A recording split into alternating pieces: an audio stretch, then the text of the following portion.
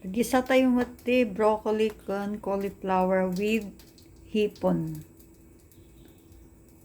Nagpainit na po ako ng mantika. Sunod po natin ay bawang.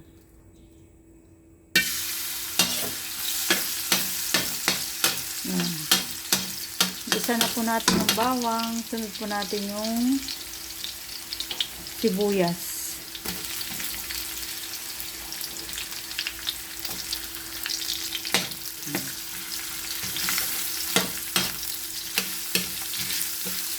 Saglit lang po maluto. Ang ating menu ngayon ay ginisang broccoli at cauliflower with hipon.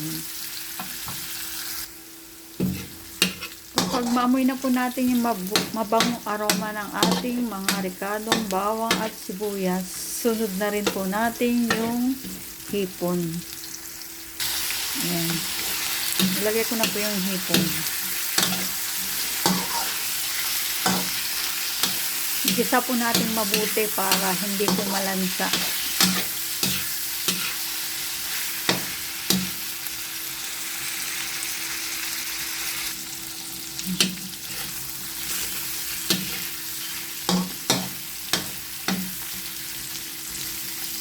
Tapos sunod na rin po natin yung broccoli at saka cauliflower. Lagay na po natin yung gulay.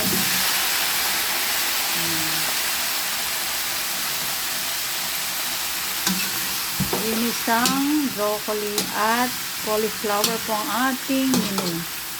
Masarap po yung ganito. Simple lang.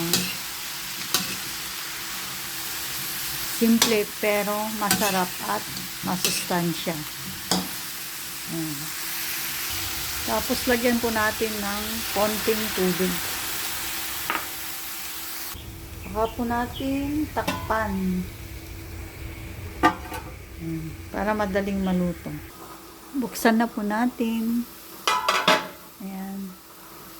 Tapos timplahan po natin ng asin at saka betchin. Konting asin lang. Tansya-tansya lang po. Tsaka betchin. Tapos pamintang durog. Damihan po natin para mabango. Saka po natin halu-haluin.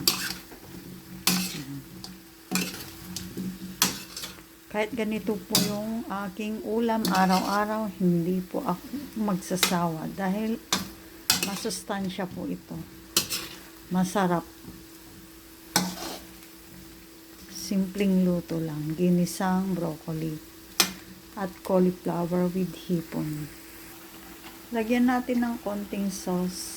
Yung toyo kasi medyo matabang. Tapos pampakulay na rin. Tapos tikman po natin yung sabaw.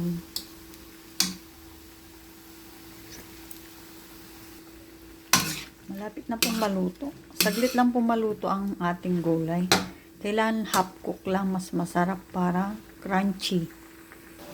Ito na po ang ating ginisang broccoli at cauliflower na may hipon.